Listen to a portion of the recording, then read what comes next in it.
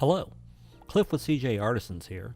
First of all, thank you for purchasing a genuine CJ Artisans Fender Hash decal set. We appreciate your support of our family-owned, military veteran American small business. Please watch the entire video and follow all instructions carefully for a safe, secure installation. Note that our premium-grade decal vinyl is designed for dry installation only. Using a wet installation method may result in peeling and discoloration. Before we get into the actual installation of your Fender hashes, let's talk about the tools and supplies you'll need. For the best possible installation experience, we'll be recommending specific items and providing Amazon links to most of those items in the description below the video. Using substitute items, such as a credit card instead of a proper squeegee, can end up giving you poor results and a shortened product life. The items you'll need to install your new Fender hashes would include isopropyl alcohol or a commercial wax remover, some lint-free rags or a clean microfiber cloth, a plastic squeegee with one plain edge and one felt edge, and a small hobby knife with a nice, sharp, new blade. A big key to a successful hash stripe installation is choosing the right day and location. The surface temperature of the Fender needs to be between 50 and 90 degrees Fahrenheit. Also, you want the humidity to be below 90%. Make sure the car is not in direct sunlight. It will be best to have the car inside a garage or other controlled environment. But if you need to install the decals outdoors, make sure the car has been in the shade for at least an hour and there should be little to no wind. I'd also recommend you wet down the pavement in the area to control dust.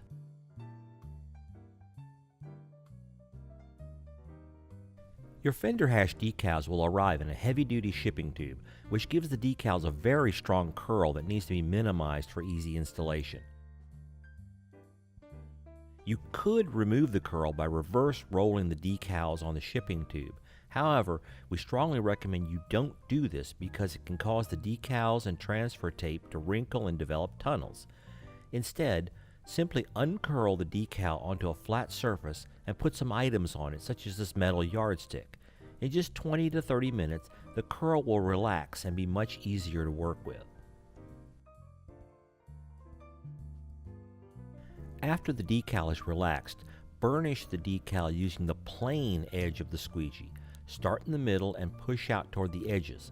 This reinforces the bond between the transfer tape and the decal, ensuring a clean separation from the backing paper. If any large bubbles have developed, slowly work them out to the edges. However, don't worry about any small bubbles between the transfer tape and the decal. These won't affect anything. The first step in preparing your car for hash stripes is dealing with the fender liners. We recommend you wrap the vinyl completely around the lip for the most durable installation. However, if your car has fender liners as shown here, you can't do this. You can just trim the vinyl at the edge of the fender liner, but what you really want to do is loosen the fender liner and just pull it back the way we're doing in the image. Some fender liners have to be completely removed, but generally you can just loosen a few fasteners around the edge and the liner will be flexible enough to move out of your way. Next, you need to thoroughly clean the areas where the vinyl will go. Start by removing any bugs, tar, or tree sap on your fenders, then wash them using just clean water and a clean rag. You can use automotive soap if you like, but definitely don't use dish soap. In fact, you should never use dish soap when washing your car. It damages wax and can damage your paint over time. Make sure you clean the fender lip under the liner. The last step is to remove any wax or other coating from the fender. One method is to wipe down the fender using 70% isopropyl alcohol, also known as rubbing alcohol. However, there is a slight chance isopropyl alcohol can damage your paint, so we recommend using Griot's Garage Paint Prep, which not only removes wax, but also the very slippery silicone which is present in many automotive paint care products. Once your fenders are thoroughly dry and clean, we're ready to install the hash decals.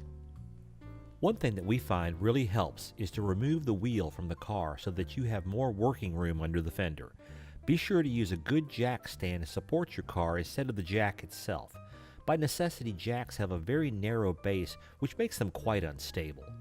Also, Wipe down the fender one last time with a clean, dry, lint-free rag or microfiber cloth to get any dust that may have landed on the fender since you washed it. Start out by getting the decal in position on your car with the right side up, where you can see the stripes. Use magnetic push pins to temporarily hold it in place. You can use tape, but magnets are much easier because you can just slide the decal to adjust it. Of course, if your fender is made of fiberglass or aluminum or some other non-ferrous material, magnets won't work, so you'll just have to use tape. Just keep stepping back and adjusting until you like the look. Make sure you have plenty of overhang at the fender lip and the hood.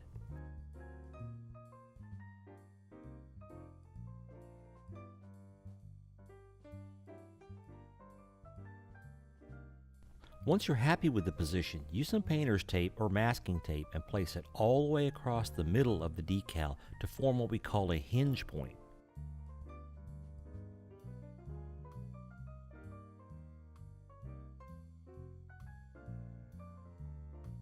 Now you can remove the magnets from the top half of the decal. Carefully separate the transfer tape and the decal from the backing paper. Make sure the decal is coming off the backing paper with the transfer tape.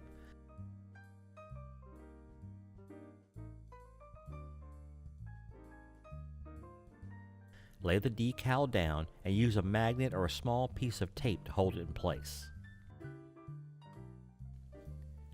Take a pair of scissors and cut away the upper half of the backing paper and throw it away.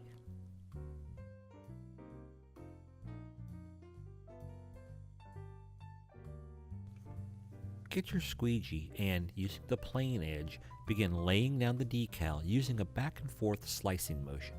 Keep the decal tight and off the fender until you squeegee it.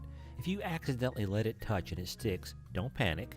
Our premium grade vinyl is designed with a special pressure sensitive adhesive that gently sticks but doesn't actually bond until pressure is applied. So if the decal does touch the fender, just gently pull it straight back up. Keep squeegeeing and working out any bubbles all the way to the top of the fender.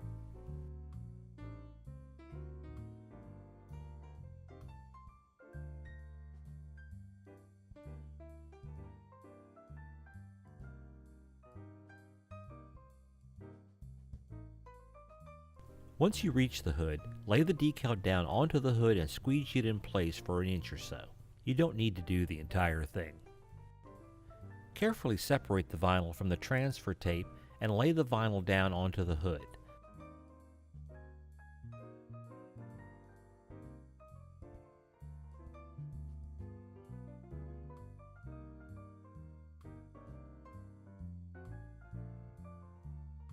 Now, begin removing the transfer tape by pulling straight back along the fender, not up. Pulling up away from the fender would tend to pull the decals up also. Instead, you want to pull straight back so the transfer tape separates from the vinyl, leaving the decal stuck to the car. Keep pulling slowly and carefully. It helps to rock back and forth, doing a little bit on each side. Sometimes a bit of vinyl will pull up. Just use the felt edge of the squeegee to work the vinyl back down.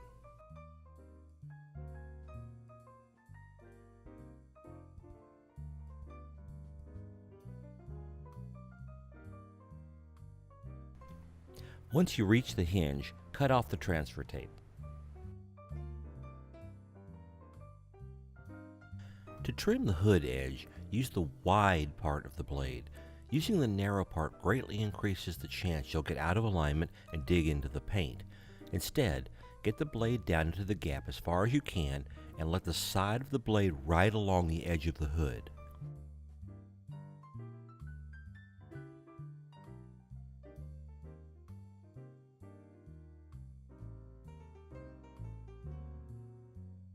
Remove the leftover vinyl from the hood and dispose of it.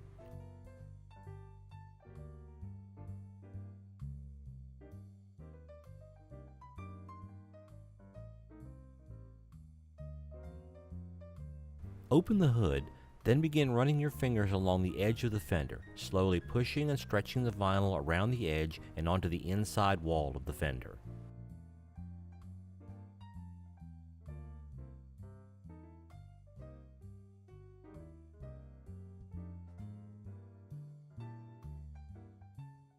Finally, use the felt edge of the squeegee to make sure you have a good, secure bond. Next, we need to remove the hinge. Slide the tip of your knife under the tape and make a small cut. Then tear the tape and remove it by pulling straight back and outward from the middle. Don't try and pull the tape from the outside. There's a very good chance you'll pull up the decal from the backing and stretch it out of shape. Remove the magnets from the lower section, lift up the decal, and begin pulling the backing upwards from the decal. Just pull it about halfway and fold it over to give you a nice gripping area. Bring the decal back down and squeegee it in place just like the upper half.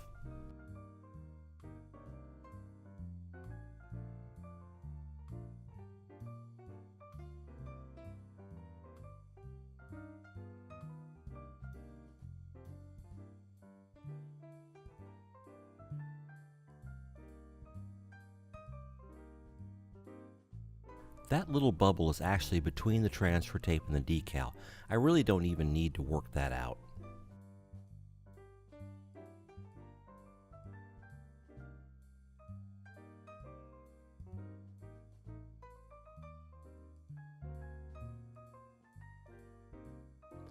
Stay aware of any seams or folds in the fender and try to work the entire width of the decal across them at the same time.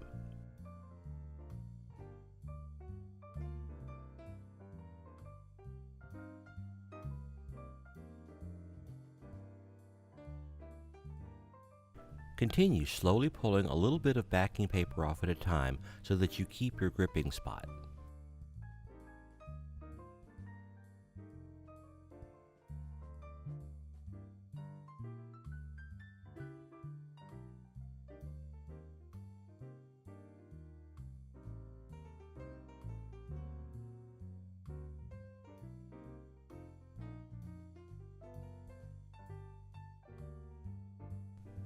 When you reach the bottom edge of the fender, use your knife to trim away the remaining decal.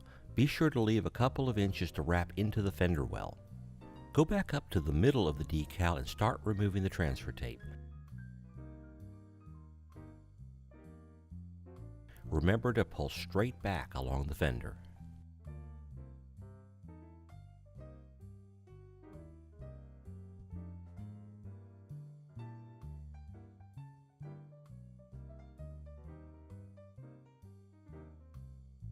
If you have any wrinkles in the edge, just carefully pull the vinyl back up and rework it. Make sure to use the soft felt edge anytime you're squeegeeing directly on the vinyl. Our last step is to wrap the decals into the fender well. Pull back on your fender liner and begin working the edge with your fingers, just like you did at the hood. Wrap the vinyl completely around and into the back edge of the fender lip.